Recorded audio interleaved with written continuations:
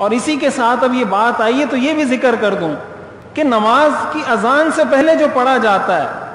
الصلاۃ والسلام علیک یا رسول اللہ، یہ جو الفاظ پڑھے جاتے ہیں، تو اگر کوئی اس نیت کے ساتھ نہیں پڑھتا کہ یہ حضور علیہ الصلاۃ والسلام براہ راست سن رہے ہیں یا حضور علیہ الصلاۃ والسلام براہ راست میری مدد کرنے پر قادر ہیں، اس نیت سے کوئی نہیں پڑھ رہا، محبت سے پڑھ رہا ہے، تو اب ہم اس کو یہ کہیں گے کہ یہ شرک تو نہیں ہے، شرک نہیں ہے، اس لیے کہ اس نے شرک کی نیت سے نہیں پڑھا۔ اب دوسری باری آئے گی اس چیز کی کہ اذان دینے کا حضور علیہ الصلاۃ والسلام کے زمانے میں طریقہ کیا تھا، صحابہ کے زمانے میں اذان دینے کا طریقہ کیا تھا، تابعین کے زمانے میں اذان دینے کا طریقہ کیا تھا، فقہاء نے، امت کے ائمہ نے، ائمہ اربعہ نے اذان دینے کا کیا طریقہ بتایا ہے۔ تو آپ کو کہیں بھی کسی بھی امام کی روایت میں، کسی بھی صحابی کے قول میں، کسی بھی تابعی کے قول میں اذان سے پہلے یہ جملے نہیں ملیں گے، اگرچہ یہ جملے اچھے ہی کیوں نہ ہوں۔ اس کی مثال بالکل اس طرح ہے جیسے ہم نماز کی اذان کے آخر میں پڑھتے ہیں لا الہ الا اللہ، اب اگر کوئی اذان میں اس کے بعد یہ کہنا شروع کر دے محمد الرسول اللہ، تو کیا محمد الرسول اللہ کہنا کوئی ناجائز ہے، حرام ہے، گناہ ہے؟ اس کے بغیر تو ہمارا ایمان مکمل نہیں ہوتا۔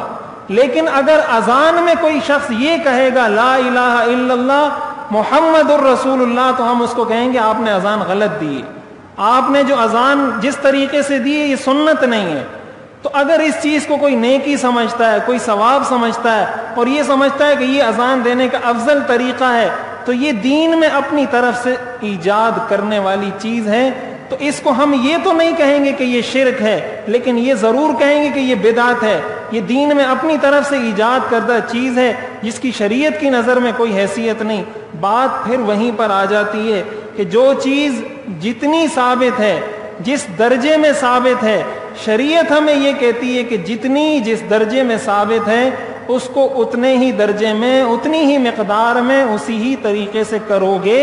تو ثواب ملے گا، وگرنہ ثواب نہیں ملے گا۔ اس لیے یہ کوئی فرقہ واریت کی بات نہیں ہے، یہ کوئی اختلاف کی بات نہیں ہے، بالکل کامن سینس کی بات ہے، اور یہ شریعت کے بنیادی اصولوں پر مبنی ہے۔ اگر انسان ساری چیزوں کی تعریف سمجھ لیتا ہے، اس کو یہ پتہ چل جائے شرک کی تعریف کیا ہے، اس کو یہ پتہ چل جائے بدعت کی تعریف کیا ہے، اس کو یہ پتہ چل جائے سنت کی تعریف کیا ہے، پھر وہ خود منطبق کر سکتا ہے کہ کیا شرک ہے، کیا بدعت ہے، کیا سنت ہے، کیا جائز ہے، کیا ناجائز ہے۔ اس لیے ان چیزوں کو بہت اچھے طریقے سے سمجھنا چاہیے، دوسروں کو سمجھانا چاہیے،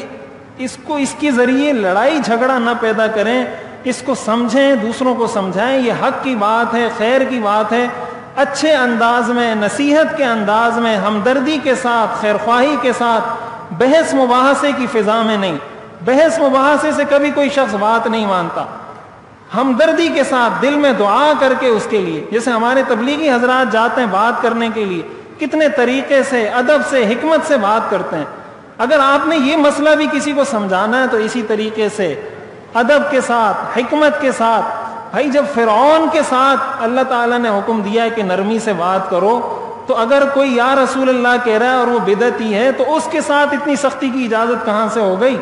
کہ آپ اس کو کافر قرار دے دیں، اس کو مشرک قرار دے دیں، اس کو دین سے خارج قرار دے دیں، یا اس سے لڑنا جھگڑنا شروع کر دیں؟ یہ اسلام کا مزاج نہیں ہے۔ ہاں کوئی کسی نے اگر گوشت زیادہ کھا لیا ہے، کسی میں جوش زیادہ ہے، ویسے ہی کہے کہ مجھے غصہ زیادہ آتا ہے، اس غصے کو شریعت کا نام نہ دے کہ یہ شریعت ہے، بس یہ حق بات ہے، اس کو اسی طریقے سے بیان کیا جائے گا۔ ادعو الی سبیل ربک بالحکمت والموعظۃ الحسنہ،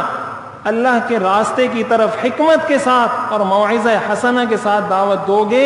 سامنے والا آپ کی بات قبول کرے گا۔ حضور علیہ الصلاۃ والسلام نے سخت سے سخت دشمن کو بھی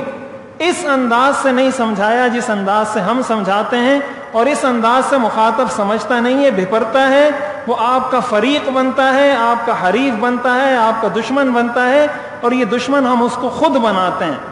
اس لیے ایک تو مسئلے کو سمجھیں، دوسرا مسئلہ بیان کرنے کی حکمت اور طریقے کو بھی سمجھنا چاہیے۔ یہ دو چیزیں جب جمع ہوتی ہیں تو آگے اس کا فائدہ ہوتا ہے۔ حق بات حق طریقے سے اور حق نیت سے کی جائے تو اس کا اثر ہوتا ہے، ورنہ